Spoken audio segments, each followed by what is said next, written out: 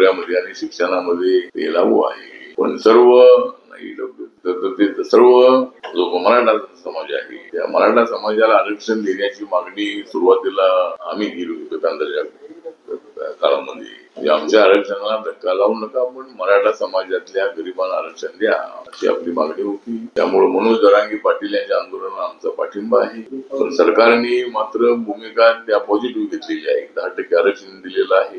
त्यानंतर आपले महारथी काय महाज्योती महासारथी ना मराठा समाजासाठी महाज्योती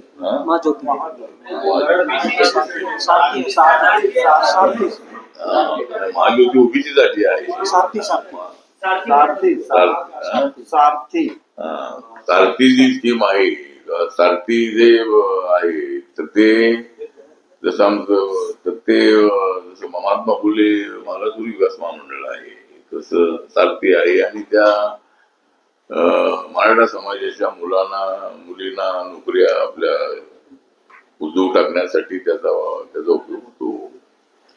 ठीक आहे, हा विषय तर आहे. आता राज्य सरकारने निर्णय घेतलेला आहे. पण ओबीसीवर अन्याय होऊ नये ही आमची भूमिका आहे आणि मराठा समाजाला न्याय मिळाला पाहिजे अशी आपली भूमिका आहे. दुसरा विषय आहे तो महामोदी महाविहाराच्या संबंधामध्ये काल परवा मोर्चाचा झाला आणि सर्व गटातटाचे लोक त्याला उपस्थित होते. फक्त माननीय प्रकाश आंबेडकर त्याला आले असते तर अजूनही त्याला एक चांगलं विषय झाला असते आणि आम्ही त्याला निमंत्रणही दिलं होतं, पण त्यांच्याकडून काही प्रतिसाद मिळाला नाही. पण सर्व गटाचे लोक, छोटे मोठे जे गट होते ते सर्व गटांना आपण बोलावलं होतं.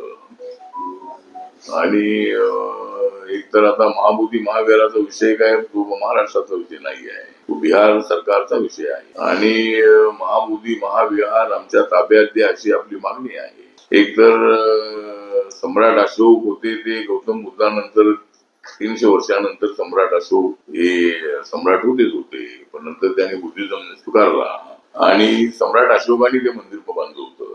पण नंतर अनागारिक नावाचे श्रीलंकेचे बंदी आहे, ते अनागारिक हे तिथं बोधगयाला आले, त्या बोधी वृक्षाजवळ आले आणि ते मंदिर त्या काळात बांधलेलं पडझड झालेली होती. ते बुद्ध मूर्ती थोडी अस्तव्यस्त होती.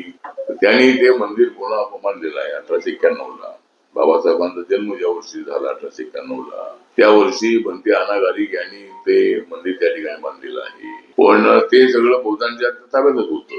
पण नंतर 1949 मध्ये बिहार असेंब्लीने कायदा आणला आणि त्या कायद्यामध्ये ट्रस्ट बनवला आणि त्या ट्रस्ट मध्ये 4 लोक बौद्ध आणि 4 लोक हिंदू आणि कलेक्टर हिंदू असतील तर त्याचा चेअरमन अशी त्यामध्ये तरतूद आहे.